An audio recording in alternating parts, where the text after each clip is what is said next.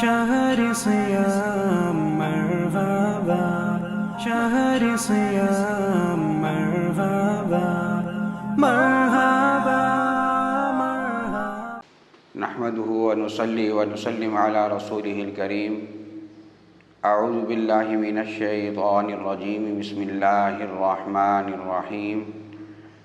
ان تجتنبوا کبائر ما تنہون عنہ نکفر عنکم سیئاتکم وندخلکم مدخلا کریما. صدق اللہ العظیم.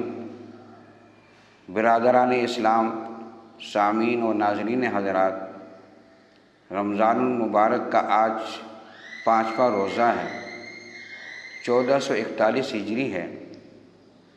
آج جو سپارہ تلاوت کیا گیا ہے وہ 5واں سپارہ ہے. اسی 5ویں سپارے کی یہ آیت مبارکہ ہے جو میں نے آپ کے سامنے ابھی تلاوت کی ہے. یوں تو قرآن مجید مکمل نصیحت سے بھرپور ہے. قرآن مجید کی آیات مبارکہ کو جو یہ نام ہم دیتے ہیں کہ یہ آیت مبارکہ ہے یا آیت بینہ ہے، مبارکہ برکت والی، مقصد یہ ہے کہ جب اس کو ہم سن کر عمل پیرا ہوں گے تو بہت ساری برکات ہم اپنی زندگی میں حاصل کر پائیں گے. بینات، یہ بھی اس کا معنی روشنی ہے.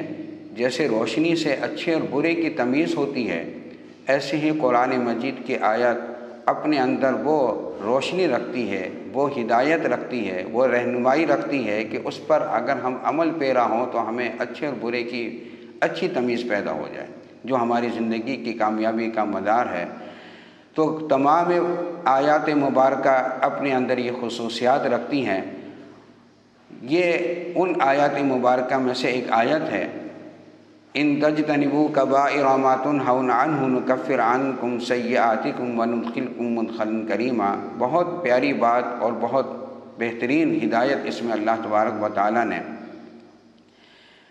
فرمائی ہے کہ اگر تم لوگ کبائر ما تنہون عنہ، بڑے بڑے گناہوں سے بچ جاؤ، تو نکفر عنکم سیئاتکم، ان کو بڑے بڑے گناہوں سے بچنے کی وجہ سے ہم آپ کے چھوٹے چھوٹے گناہ یوں ہی معاف فرما دیں گے.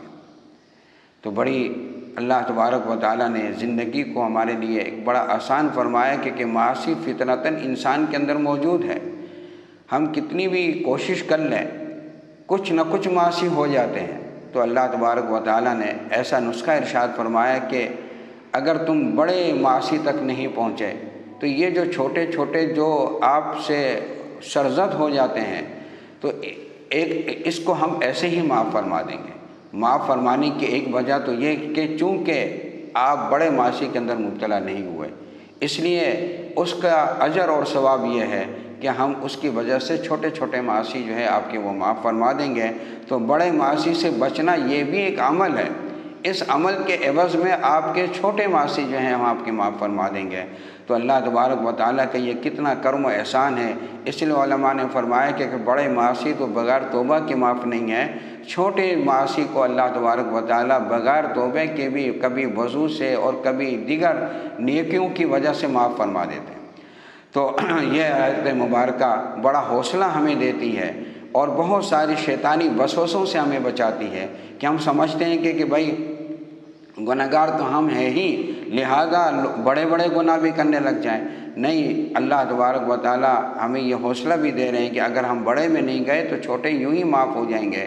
حضرت اس آیت مبارکہ کی تفسیر میں بڑے اقوال بھی ہیں، صحابہ کے اقوال بھی ہیں اور علماء کرام کے بھی ہیں، اور بہت تطبیق دینے کی انہوں نے کوشش کی ہے.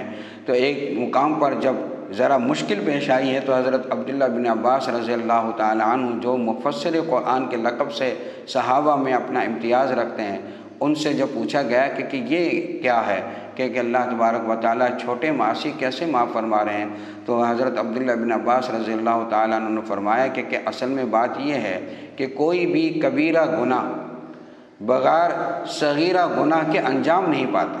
مثلا قتل ہے تو قتل کبیرہ گناہ ہے، لیکن اس قتل کا ارادہ کرنا اور ارادہ کر کر قدم اٹھانا، قدم اٹھا کر کوئی آلہ قتل خریدنا، آلہ قتل خرید کر اس کو اپنے ساتھ رکھنا اور جس کو قتل کرنا چاہتا ہے اس تک پہنچنا، یہ کتنے سارے اعمال ہیں.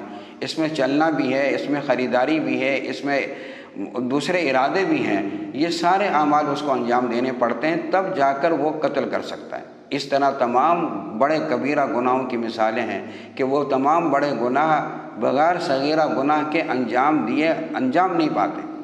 تو حضرت عبداللہ بن عباس رضی اللہ تعالیٰ عنہ نے فرمایا کہ اس کا مطلب یہ ہے کہ آپ بڑے گناہ کرنے کے لیے جو صغیرہ گناہ کر رہے ہیں تو کرتے ہی آپ یہ مت سمجھیں کہ بس آپ گنہگار ہو گئے، بلکہ ابھی بھی آپ کبیرہ گناہ سے بچیں، انجام نہ دیں، اور ابھی تک جو آپ نے ابتدائی طور پر صغیرہ گناہ کر لیا ہے، اللہ تبارک و تعالیٰ فرما رہے ہیں کہ کبیرہ سے بچے رہو، یہ جو صغیرہ تم سے اس کو انجام دینے کے لیے ہو گئے ہیں، میں اس کو یوں ہی تمہارے معاف فرما دوں گا۔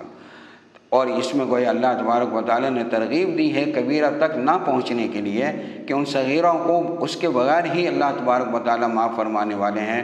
تو یہ اللہ کا رحم، یہ اس کا فضل ہے کہ وہ اپنے بندے کو اگر وہ اپنی بشری تقاضوں کے تحت چھوٹے موٹے گناہ کی طرف وہ چل بھی پڑے، تب بھی اللہ تبارک و تعالیٰ آخر تک یہ چاہتے ہیں بندے سے، اور اس کو یہ آسانی دی ہے کہ وہ کسی بڑے گناہ کے اندر مبتلا نہ ہو، کیونکہ بڑے گناہ کے مبتلا ہونے کے بعد اب معافی کا دروازہ تھوڑا مشکل ہو جاتا ہے، توبہ ہے یا اس کی کوئی خاص رحمت ہے، اس سے پہلے اللہ پاک اس کو کبیرہ تک جانے سے روک رہے ہیں۔